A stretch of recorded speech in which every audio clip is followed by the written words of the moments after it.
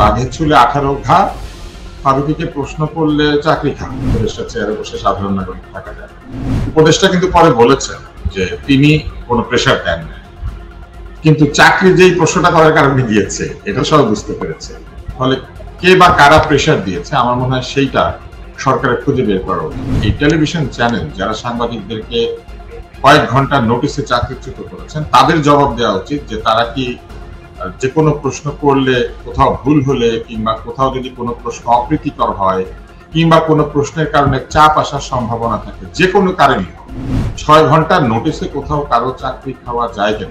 6 ঘন্টার নোটিশে আপনি কি কোনো গার্মেন্টস শ্রমিককে চাকরিচ্যুত করতে পারেন? সাজা মানে কি ক্যাপিটাল পানিশমেন্ট? চাকরি নাই। চ্যানেল মালিকদের প্রথমে জবাব দেওয়া উচিত যে কি কারণে তারা সাংবাদিকদেরকে কয়েক ঘন্টার নোটিশে এইভাবে চাকরিচ্যুত করেন, এক কাপড়ে বের করে দিচ্ছেন। ব্যাপারটা এরকম কিন্তু চ্যানেলকে মূলত নিয়ন্ত্রণ করে সরকার এবং সরকার চ্যানেলকে মূলত ফোর্সফুলি নিয়ন্ত্রণ করে। টেলিভিশন চ্যানেল বা সংশ্লিষ্ট গণমাধ্যমগুলো যে প্রক্রিয়ায় তাদেরকে চাকরিচ্যুত করেছে তাদেরকে জবাবদিহিতার মধ্যে নিয়ে আসার কোনো কাঠামো বাংলাদেশে রয়েছে কিনা, যে চাকরিচ্যুত হলেন যে সাংবাদিক তিনি আসলে কার কাছে বিচার চাইবেন? সরাসরি মামলা করবেন, এমপ্লয়মেন্ট ট্রাইব্যুনালে যাবেন, না তথ্য কমিশনে যাবেন, প্রেস কাউন্সিলে যাবেন, কোথায় বিচার চাইবেন তিনি?